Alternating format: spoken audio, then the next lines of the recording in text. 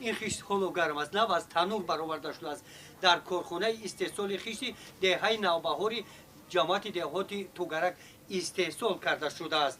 خشت پخته این محصولاتی برای ساختمان بنا و دیگر انشاءات‌ها مهم استحصال آن در این کارخانه به طور خاصه به راه مانده شده با کارکرد در یک چند سیخ تیار کرده می شود. اشیاء خام این محصولات گلی طبیعی از تپه کشانده شده و انگشت و آب است. عملیات های استحصالی محصولات از همین جا از یک دستگاه به دستگاه دیگر گذاشته هر یک دستگاه کاری معینی را اجرا می نماید. گل توسط ترانسپورتور از یک جانب از دیگر طرف با همین اصول انگشتی میده کرده شده در حرکت بوده. اینجا هر دو آمیخته گردیده آب آنها را با هم میشورد. این کارها توسط تکنیک اجرا کرده می شوند.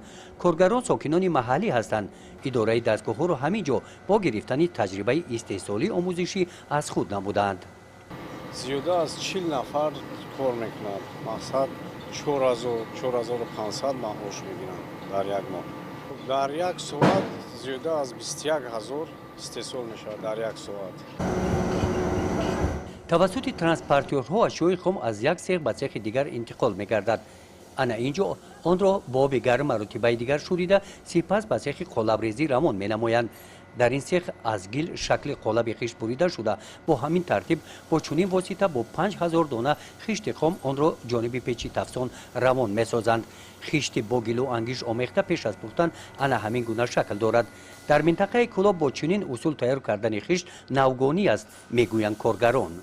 این محصولات خیلی فرقیتش خیلی چیه مقصد در روز زوادهای دیگر و همش دستی هستند. مقصد خیلی چی میکنن میبرن این یک دست است. مثلا همش تکنولوژی میکنه فقط بار کردن کمی محصولات به دست است دیگه همش مقصد تکنولوژی میکنه.